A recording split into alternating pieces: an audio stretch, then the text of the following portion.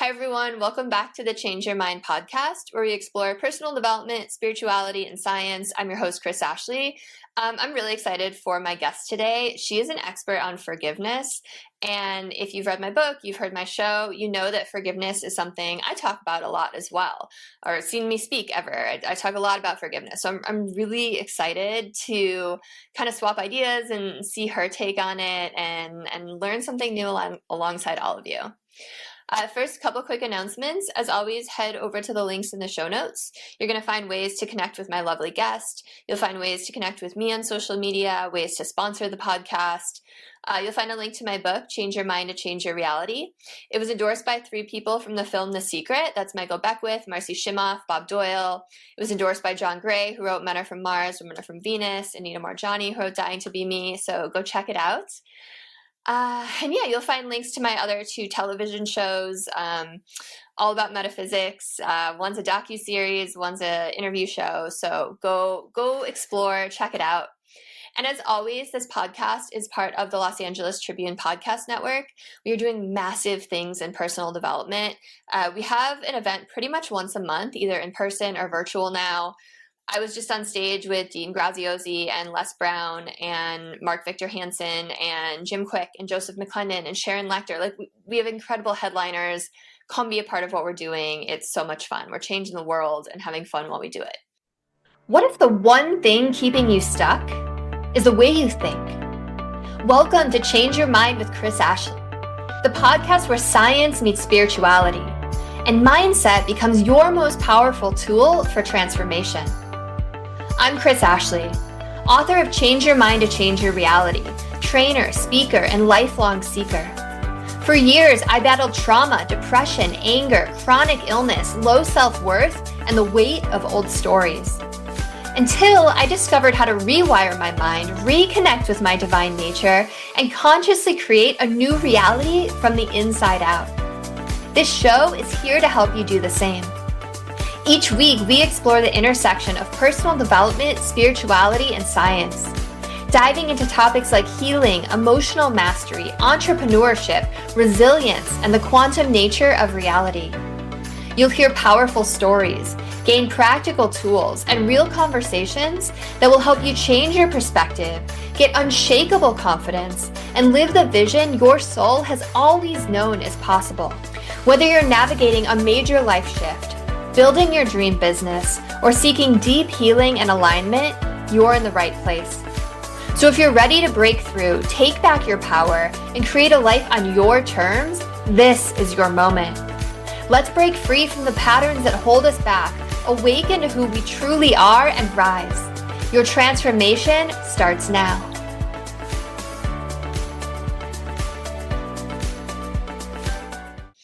All right, so with me today, I have Dara McKinley. So in 2012, with 2 decades of psychology and spirituality behind her, is it Dara or Dara? I didn't even ask you. Dara. Okay, I have Dara. Okay, Dara faced a difficult situation that none of her previous knowledge could improve. Feeling called to try forgiveness, she searched online for a forgiveness how-to and quickly discovered there was so much about why one should forgive, but nothing about how. Needing directions to follow, she decided to make her own forgiveness step by step, which upon completion left her feeling peaceful for the first time in 3 years. Impressed by forgiveness's effectiveness, she quickly became a devotee. Over the coming years, her experience with forgiveness would deepen, and so would her awareness of popular forgiveness understanding.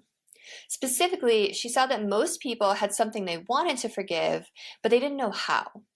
She also saw that mainstream forgiveness definitions were actually obscuring the forgiveness path.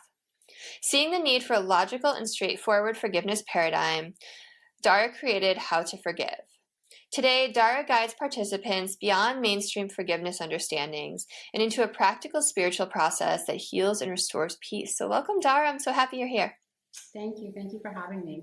And Dara is joining us all the way from Rome today. So it's so cool what technology can do. We can just have conversations across the globe. So I always start my episodes off the same way, and that is by asking my guests, what is their origin story? So what is it that put you on this path of forgiveness? Well, I would say that I was born a very spiritual little girl, and When I say that, I was born with a felt sense of unconditional love. And I'm not by no means an unconditional loving person, but I just always had this sense of something greater than me.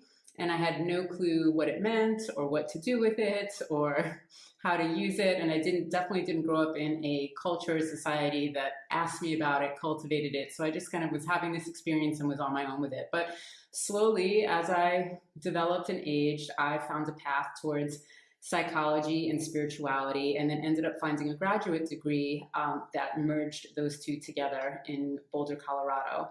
And I'd always heard about forgiveness as someone, I was a junkie for healing modalities. And of course, I heard about forgiveness, but whenever I tried to put it into practice, because I'm a very practical person as well, I always came up empty.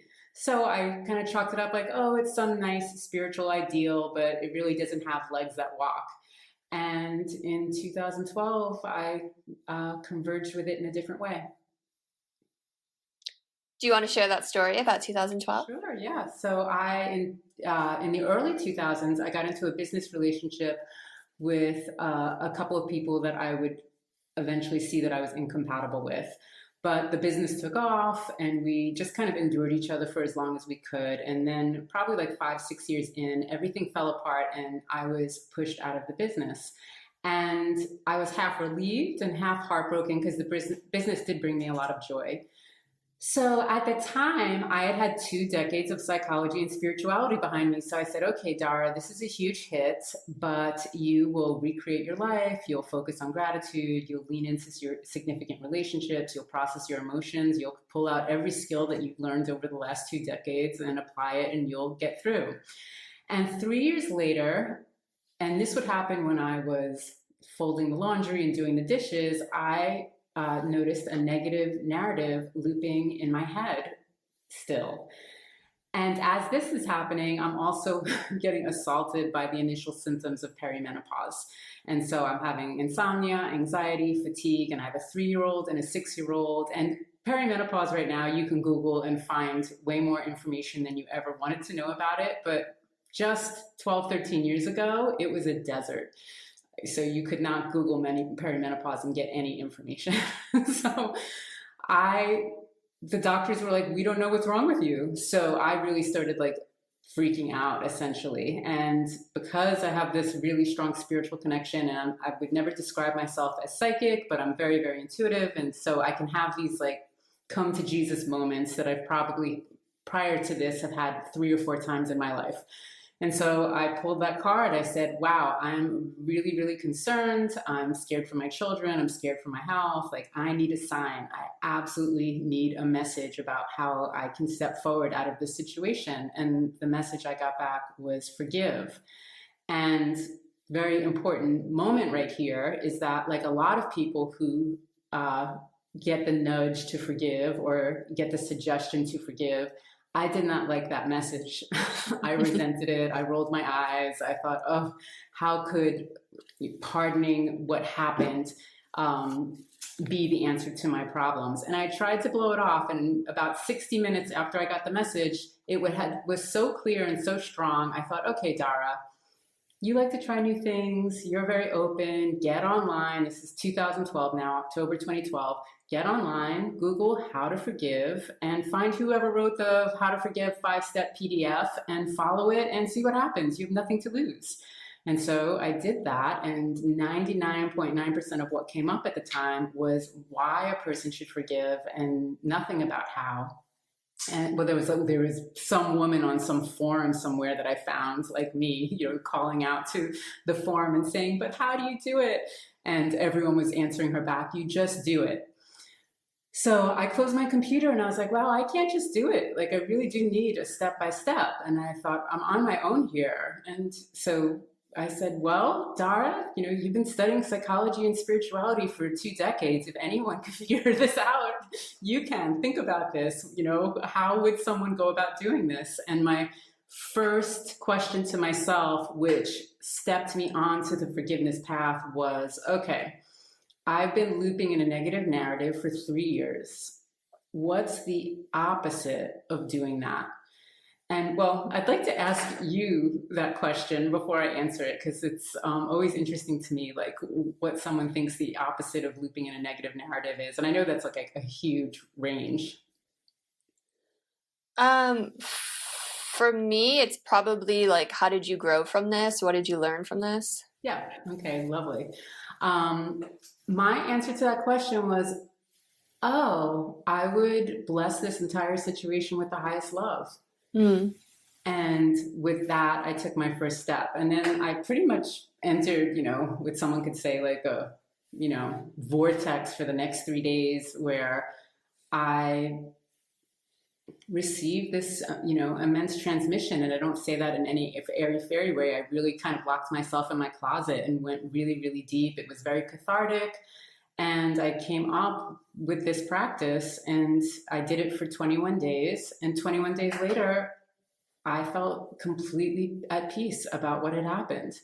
And as a junkie for healing modalities, I was wowed. I thought, whoa, this works. This forgiveness is for real. And then my second thought was, and that wasn't pardoning. Like, why does everybody say forgiveness is pardoning? But that was it. I didn't think anything more of it at the time. I thought, okay, I just got a personal win. I got through that and I went forward with my life. But then over the next 2 years, I would begin to see that everyone thinks forgiveness is pardoning. And so many people are stuck with that definition. And I want to throw in a caveat right now that I know that definition does work for a lot of people. I know people who've survived atrocities and wars who swear that pardoning freed them. And I believe these people. But there's also this other huge demographic where pardoning doesn't land at all. And so I'm speaking to that group, and I want to tell you that you're not a forgiveness failure and you're not out of the forgiveness game if that definition feels like an obstacle. So the practice you did for 21 days, and thank you for sharing. I love that story. The practice you did for 21 days, was it, just to be clear, it was going into your closet and just meditating and sending the situation love? Is that it? No, so I define forgiveness as the ability to apply unconditional love. Okay. And so from my perspective, the four mainstream definitions of forgiveness are pardoning, having compassion, ceasing anger, and letting go of the past.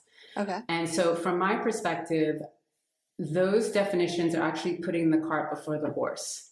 So if you get under forgiveness's hood, which is what I did that night, I popped the hood and looked at the engine. I said, what is the force that enables those four things to happen? And I was like, oh, the force is divine love, God's love, unconditional love, universal love, the love of Allah, the love of Jesus, whatever you want to call it, however you identify with it. It's the ability to apply that love. And so that's the part one of the definition. Forgiveness is the ability to apply unconditional love. And the second part of that definition is one's ability to identify what needs it. So that and the latter part of the definition, the second part is actually the trickier piece. Applying unconditional love, once you learn how to do it, it's fairly easy, it feels good, it's great. Figuring out what needs it, that is something that requires more inquiry, more awareness, more consciousness, and definitely like a deeper dive into yourself and your shadow and your somatic experience. So how does someone apply unconditional love to a situation? Well, I teach people how to use the right hemisphere of their brain. So we have these two hemispheres. The left hemisphere is responsible for navigating the external world. And that's the hemisphere that we are taught from the gate to develop. And we think that that's, the path to a successful life is knowing how to navigate the external world in an effective way. So that's what all academics, really push into us, most academics. The right hemisphere is responsible for navigating the internal world. And it's finally having its day, and it's a very exciting time where the inner experience is now being understood as extremely valuable and almost maybe even 1% more valuable than knowing how to navigate the external world. So that the right hemisphere is responsible for our spiritual connection, for our emotional intelligence, for our somatic experience, and and our imagination. And so people often think that imagination is, about visualizing ideas and, new thoughts and, coming up with creative, using it for creativity. But it's actually also a doorway to what's happening to you inside. So once you understand how to use it to read, your inner files, I often refer to it as it's like a platform, it's like a Photoshop. Like once you use it to pull up the files, then you can use it. So in terms of unconditional love, you would use it to pull up your spiritual files. And again, it can be however you identify spiritually, because I'm very much a believer that we all have a spiritual blueprint. And there are different things that bring us closer to God, and it's different for every person. So once you bring those up, then you can learn then you have it, then you can direct it in what direction you need to direct it into. And so in terms of forgiveness, you direct it towards something in the past that you want resolved. So it's kind of tapping into your own spirituality, your own maybe higher self, your own unconditional love that lives in you, and then just directing that towards something. Am I understanding that correctly? So the first thing I teach people is how to have their own experience of unconditional love. So there are thousands and thousands of words written about divine love, God's love, unconditional love. And so I'm trying to get people away from the words and into the somatic experience. So the first thing I do is have them feel unconditional love in their own body. And then we go through a meditation, a visualization, a blessing, again, however you like to refer to it, where we then direct that love towards a situation, a person, whatever it is that you'd like to forgive. And so that's basically step one. But it begins with feeling it yourself in your body. And with that said, I, started this off talking about how was born very spiritual, and I was born with a felt sense of unconditional love. So that night when I answered that question, and I was like, I would bless it with the highest love. For me, all I had to do was reach for it, because it's always been right there my entire life. And I understand that that's not everybody's experience. But unconditional love is flowing through us and for us in some way. Whether it be through family, through nature. Nature is a huge place, through going to holy places, through creativity, through passions. There's so many ways that it's actually pouring into this earth realm. So for people who feel like, I don't feel unconditional love, and I can't just pull it up the way you can. It's like, then just start paying attention to how it's coming through in your life. And you talked about how you're a new mom. And so I can imagine that experience. Lots of love. Right? Did it feel spiritual? It's just that heart expanding. Yeah, absolute unconditional love. Absolutely. Right. So there's I always say that babies, I love, I think it's actually one of the strongest examples of unconditional love on planet Earth. And I love how babies have just arrived here, and it's wild. They and they beam it, they truly beam it, and they elicit it from us at the same time. They're absolute beacons of it. So they're one of my favorite examples also. But most people can say that when they're by the ocean, or when they're deep in a forest, or really just completely saturated in nature, that's an undeniable place as well for feeling it. Really cool. I really love this. So do you have people do this for 21 days like you did? Or how long do people feel a shift? What does that look like? Right. So from that left brain perspective, we're building a new neural pathway, right? Because the right hemisphere isn't developed in mainstream society. So for a lot of people, it's atrophied. And so we're really building that muscle. So I say it's a 21-day script. However, I say it's a 21-day script for someone who wants to forgive something that's completely behind them. There's different time frames that people can forgive. And so if someone's forgiving something that's in their current life, like co-parenting with a difficult ex, or dealing with a chronic illness, or having a difficult boss, or whatever it may be, right? If someone's waking up in the morning to this huge problem, then forgiveness becomes more of a practice. And it's a practice that keeps you connected to the highest path and keeps you from getting emotionally congested. Because when we're experiencing stress like that day after day, it builds, and then all sorts of problems can come from that. Yeah, that totally makes sense. If someone's forgiving something that's completely behind them, that's definitely more straightforward. The time frames that are completely behind a person can be the episodic time frame, and that's the time frame I had when I came to forgiveness. Like, something happened. It was this event. It was really intense. I even, like, once I forgave, I was actually able to, like, tap into, I like to just call it nervous system overwhelm, but like a very slight trauma, like a very slight trembling in my body, because the event had been so strong. And that's kind of the shadow side, not the shadow side, but that's the thing to watch for with episodic timeframes, is that they can come on really strong and they can overwhelm the nervous system. And then this other time frame in the past is epic. And epic is when something has gone on for a long, long period of time. And people with epic time frames, and childhood is the most obvious example of that, something, or long marriages or whatever. Epic time frames, these people know they have something they would love to forgive, and when they hear about forgiveness, they're really excited, like, oh yes, there's something I would love to forgive. And then when they reflect on how long their saga went on for, they immediately get overwhelmed and think like, oh, too much has happened. I don't even know where to begin to forgive that, so they just think it's too daunting. And so for anyone with this time frame, like, do not feel overwhelmed by it. Like, you really are anatomically designed to heal and to forgive. And, your right hemisphere of your brain can address that 100%. So I just explained the 3 time frames of forgiveness. Yeah, that totally makes sense. Have you found people, because holding on to all of those repressed and suppressed emotions and anger and blame, like that can literally make you sick.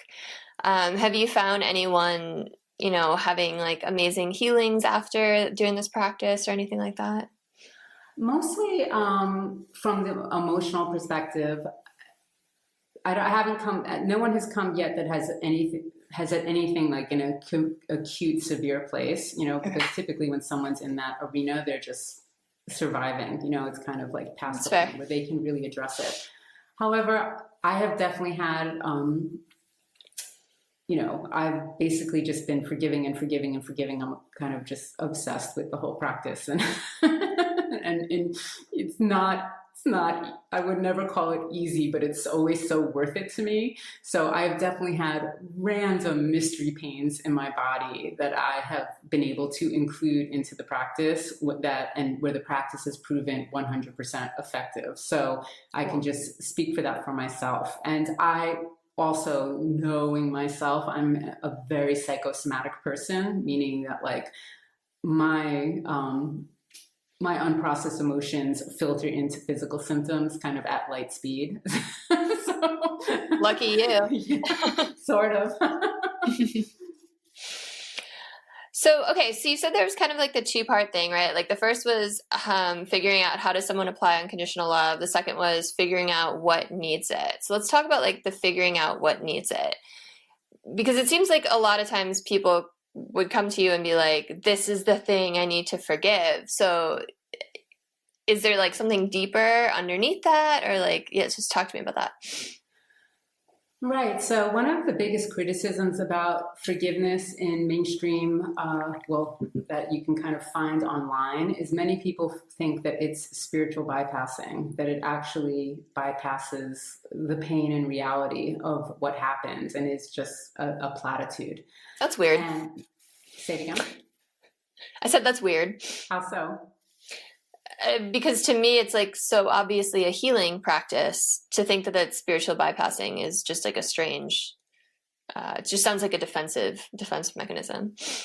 Yeah, I think when people say just let it go, or just have compassion, when you put the word just in front of those definitions, I know that I felt defensive at it because I'm not someone who can just let it go. Like, I have my hand raised. I can understand like if someone said it like that, but like Yeah. forgiveness as a whole, I'm like, oh, that's weird that people think that's spiritual bypassing. Oh yeah, no, there's books written called like "Don't Forgive." Like, this is a very strong perspective that a lot of people have.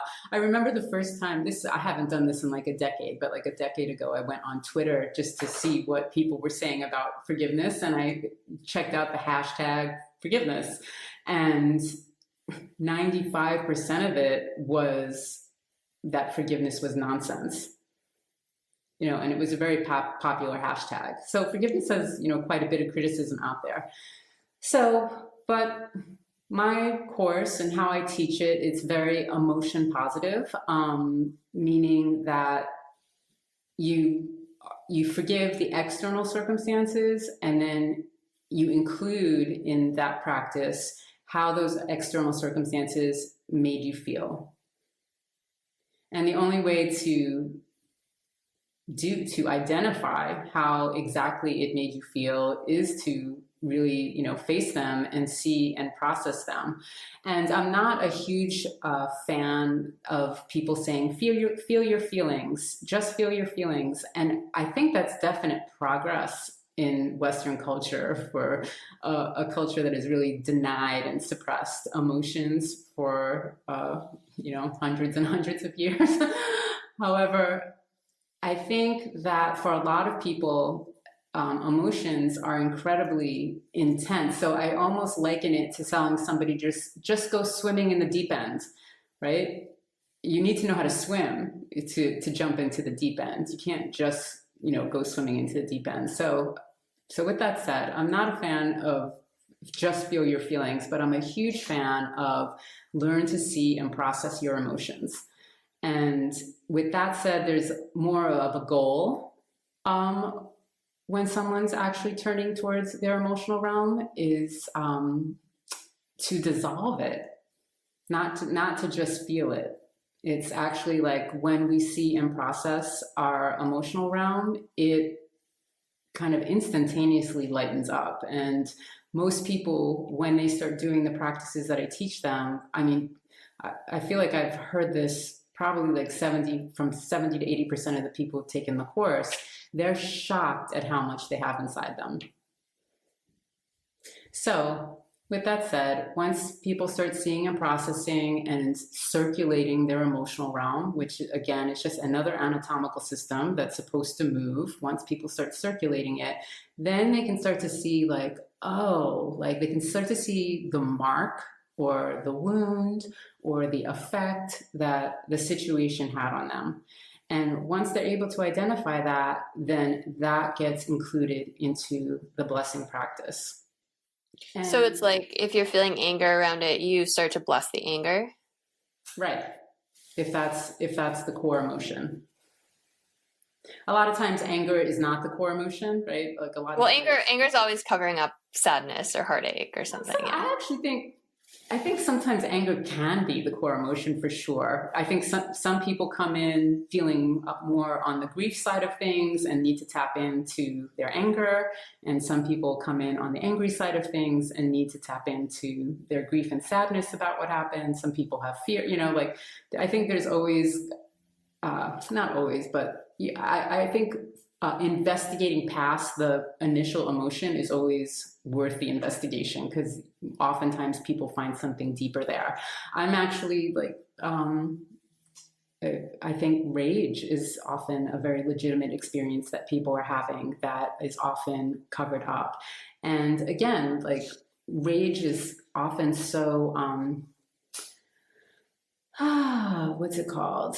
Pathologized and considered taboo and such a no-no. And that's because there is no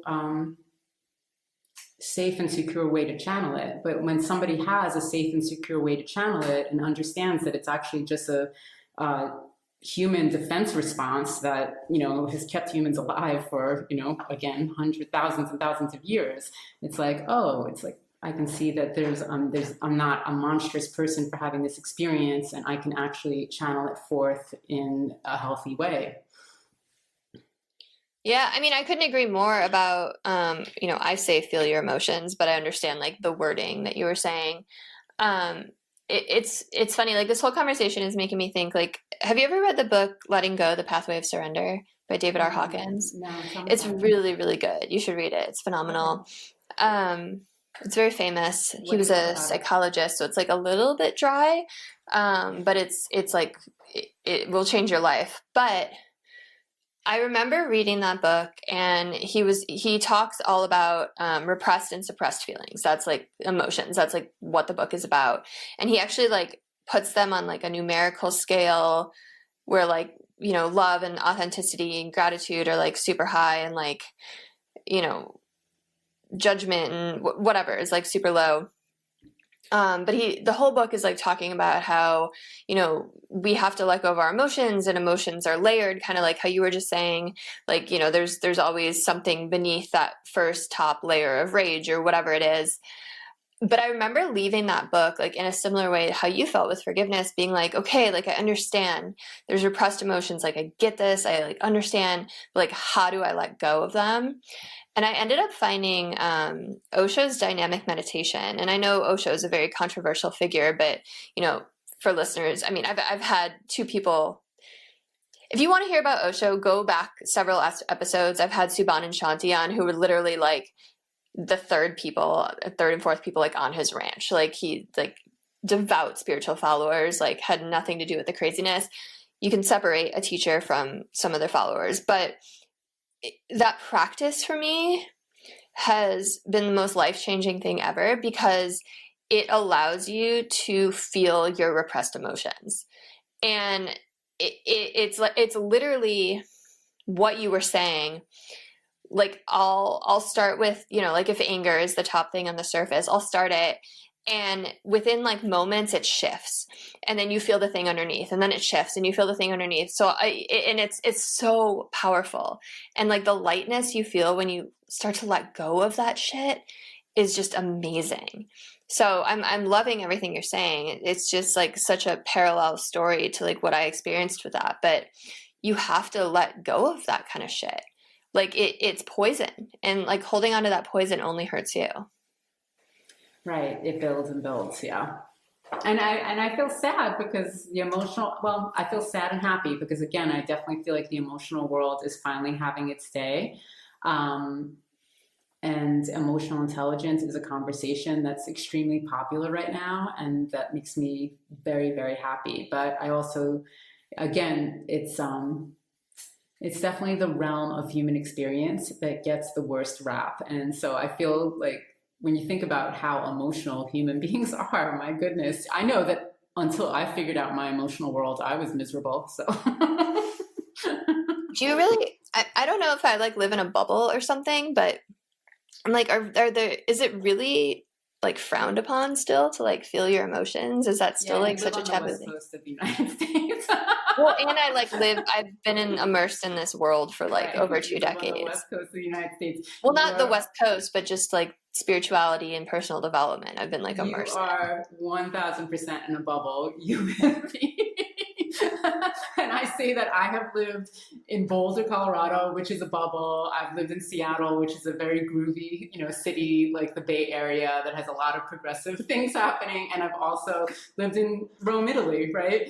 And especially Rome has really humbled me with what bubbles those other two places. That's interesting that you say that, because I didn't even mean like geographical location, because I actually don't feel that way about the Bay Area. I think there's a lot of like virtue signaling happening here, and a lot of people trying to like play a role, but I don't like, when I think about like spirituality and personal development, that's like a global network, but it's still a bubble, totally.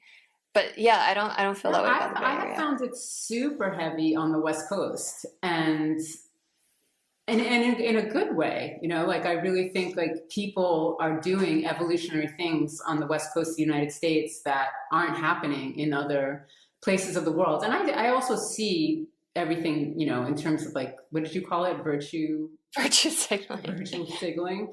Like I understand that also, and that's pretty heavy in Boulder, Colorado as well. But yeah, when I talk to other people from other cultures, which I love to do, it's one of my favorite things. It's fascinating to me, all the different levels of consciousness. Yeah. And I really appreciate perspective. So I just observe it. But I know that like I can definitely say things, admit things, talk about things, invite conversations that kind of really stun other people. And for me, it's just totally natural, you know, to have developed myself within healing communities. And that's kind of what we all sit around talking about.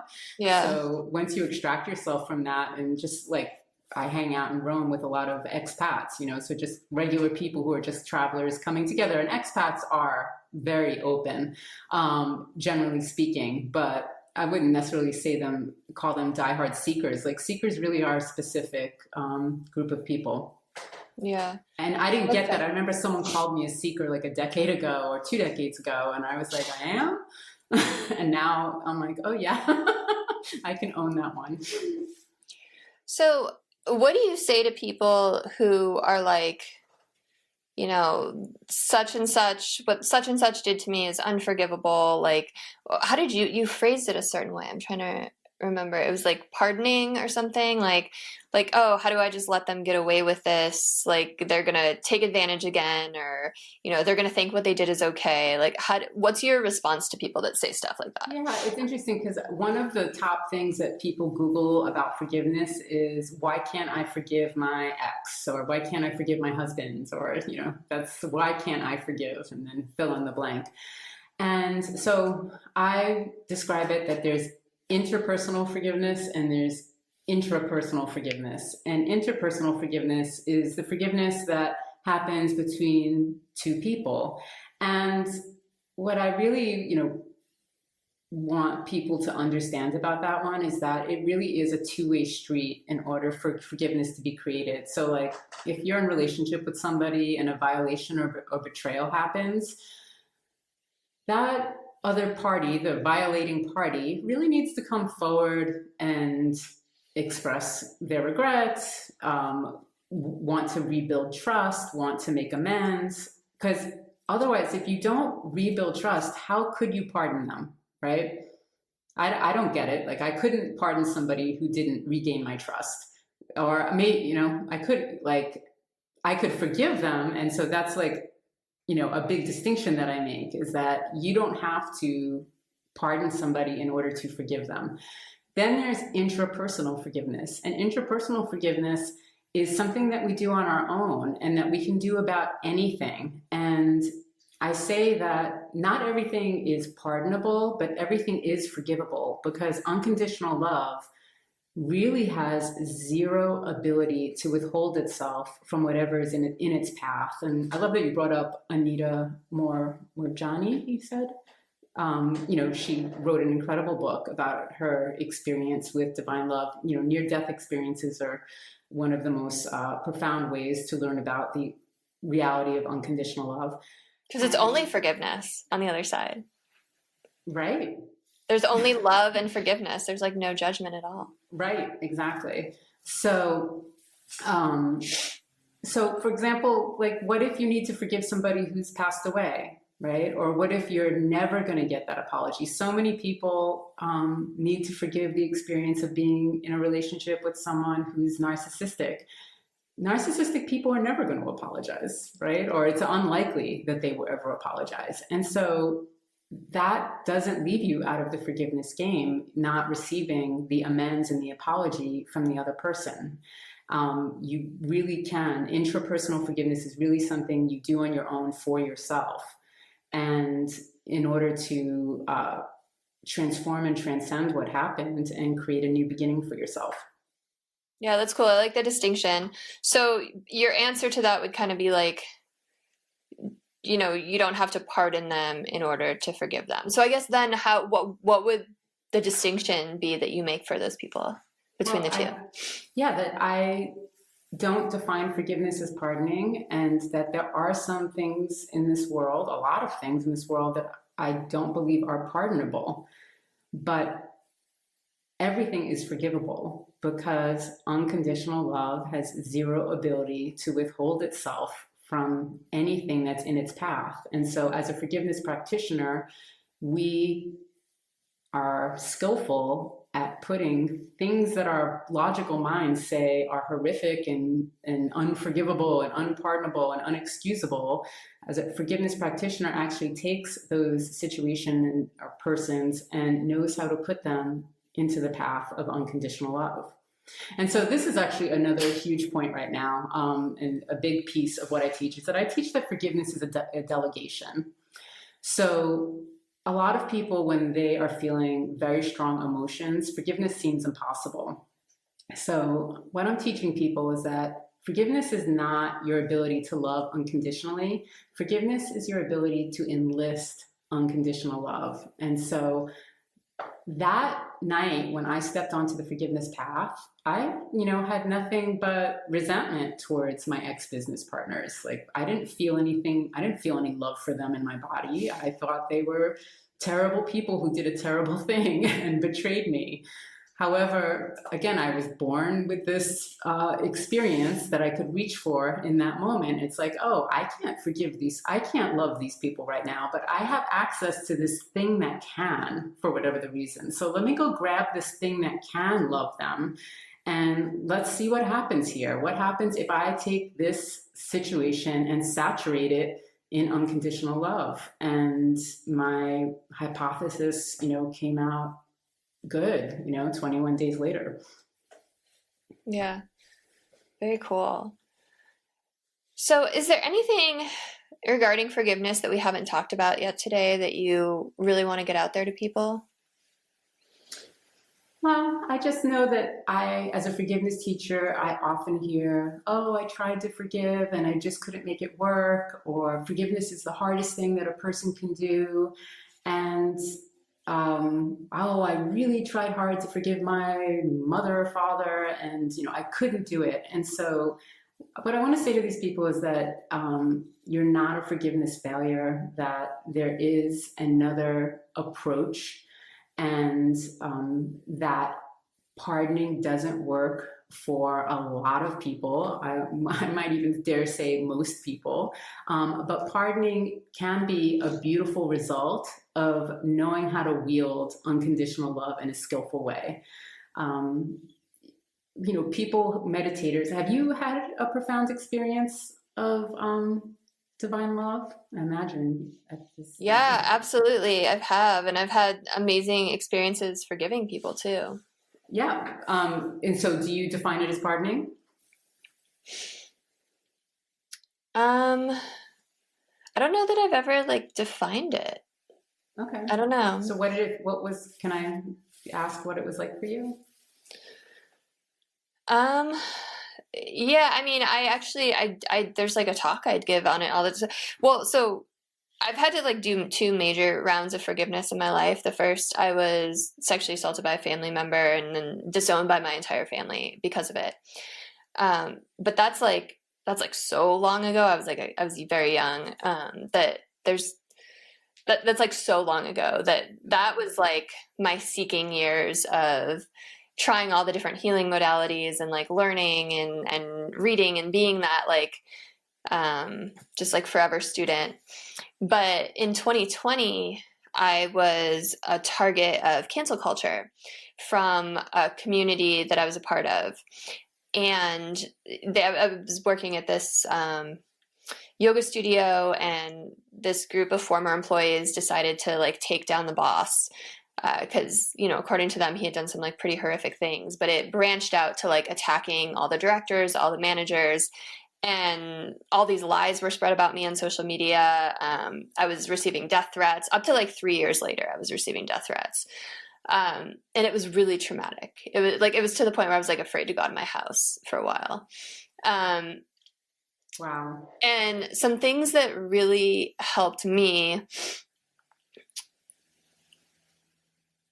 and I write about this in my book, was just changing my perspective around it. So, this idea that like we all have soul contracts, and people who might be like your best friends on the other side are contracted to play the villains in this lifetime, right? Because they love you so much, they're willing to let you be mad at them so that you have the opportunity to grow.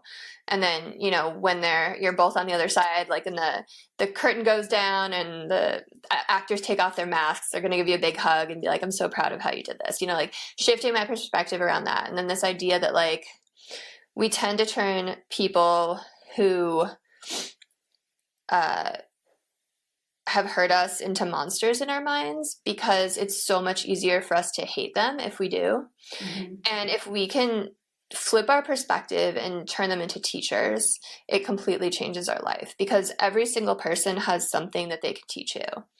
Mm-hmm. And chances are you've learned something from this experience that you've gone through that you're having trouble forgiving, or you would learn something if you could just let go of your anger and your hate and your hurt, right? Mm-hmm. So in my book, I lay out like ways to turn a monster into a teacher. And there's really two ways, right? The first is to to think about things that you admire about them. Like what are some good things they've done for you? What are some good things they've done for the world? Like every person has a different facet of themselves. What do the people who love them see in them? Mm-hmm. Like if you focus on the negative side of someone, you're going to keep getting the negative side of someone. Mm-hmm. And then if you're like, they're like, this person has done nothing good, right? They're worse than like Satan, they're worse than Hitler himself, right? Like mm-hmm. they've never done anything good. Like the second way to turn a monster into a teacher is to recognize ways they've helped you grow, right? Like maybe you've learned how to set stronger boundaries. Maybe you've learned how you don't want to treat other people. Mm-hmm. Maybe you've stepped into your own power more. So a lot of it for me was like shifting my perspective around it. And then like also, like I said, different kind of cathartic modalities that allow me to like really go into my anger and my hurt and like really feel those things simultaneously. Mm-hmm. So that's kind of like what did it for me. And a lot of therapy, like a lot of therapists were like, you have to recognize like what part of this belongs to you and what part belongs to other people, right? And the part that belongs to other people is they chose to, take things you said and did in like a certain way, right? Mm-hmm. Or they chose to, instead of have a face-to-face conversation if something was bothering them, like anonymously post like lies on the internet, right? Or like let things build up, mm-hmm. Or only see things through their perspective, right?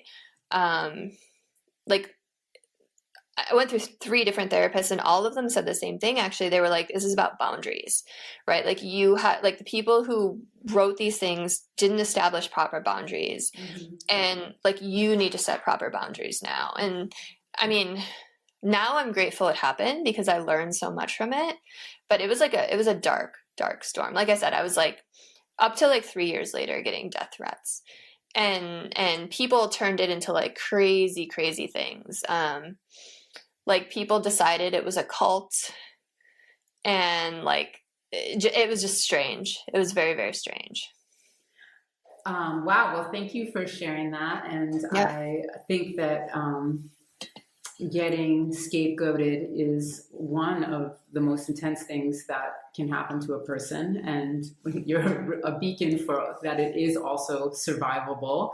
And I love that in this day and age, it really invites someone like you to just go to such a higher level of integrity, right? Like, I mean, in terms of your boundaries and who you will trust and who you won't trust and what you will say and what you will own and what you won't own, right? I think like when we're younger, where it's kind of like a free for all in terms of like, we can trust people, everything's cool, it's all good. And then you suddenly realize, oh wow, a lot of people don't have integrity, and that's brutal.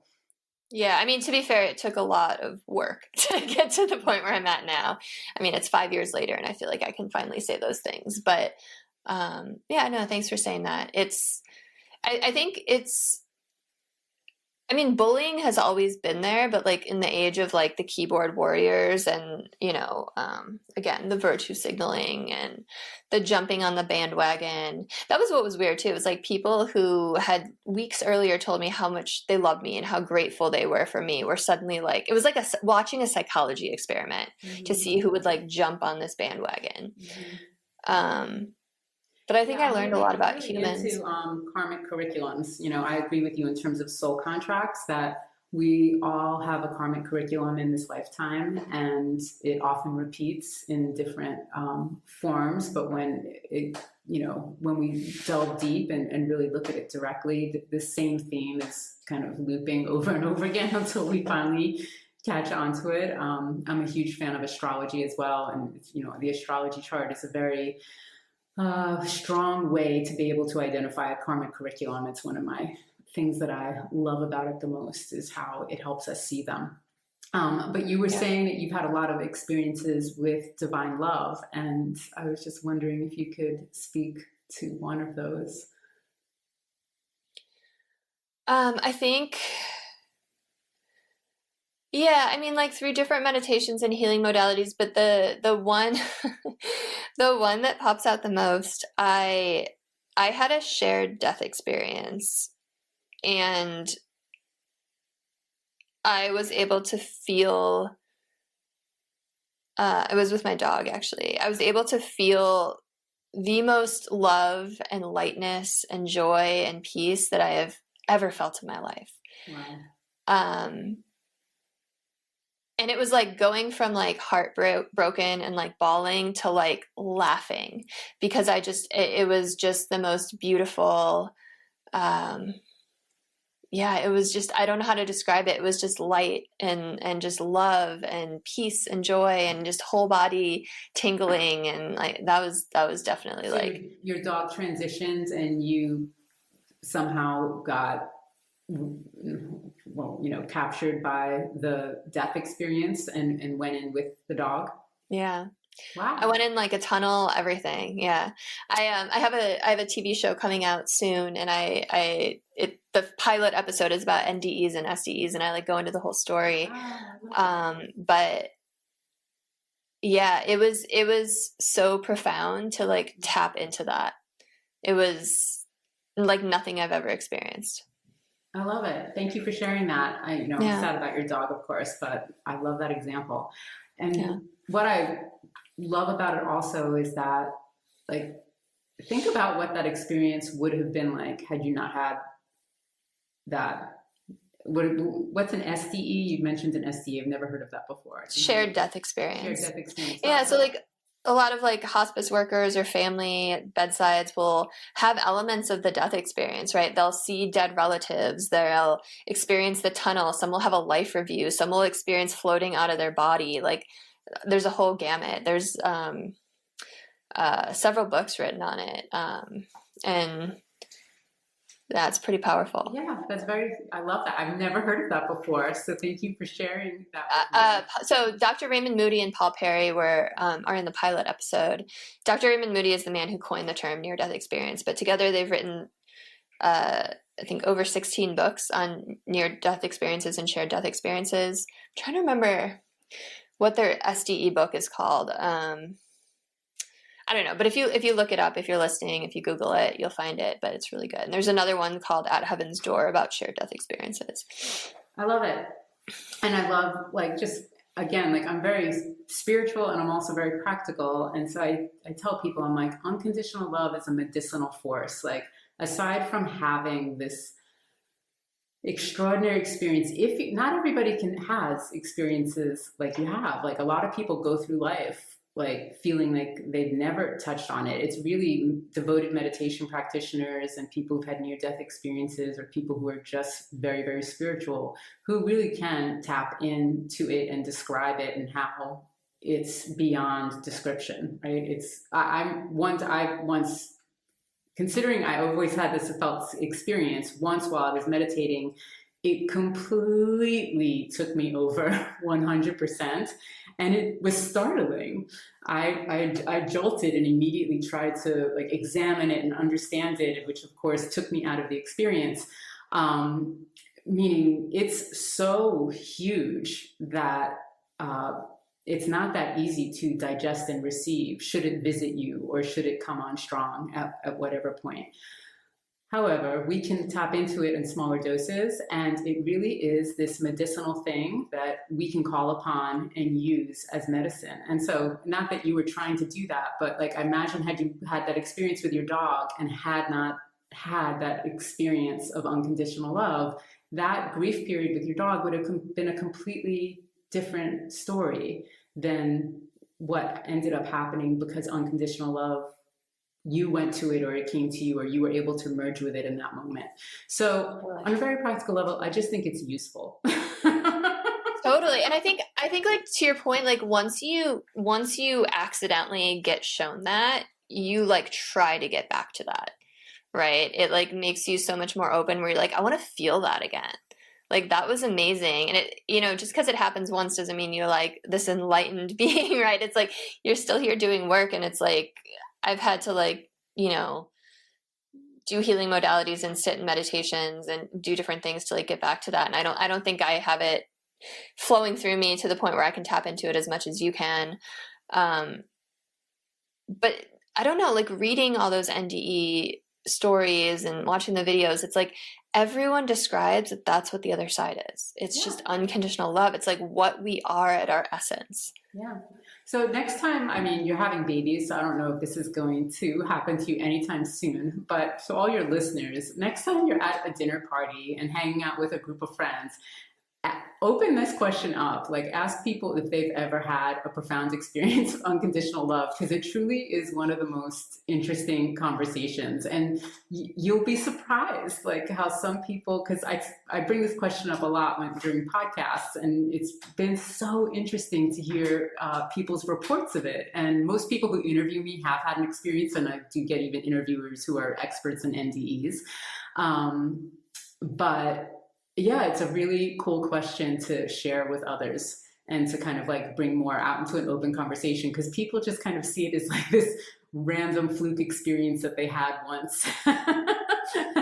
It's actually this like incredible medicinal force that we can use in very practical ways, even if we're not like feeling the full-blown experience. The full-blown experience is almost incapacitating, right? Like you really just are merged with this, you know, incredible love.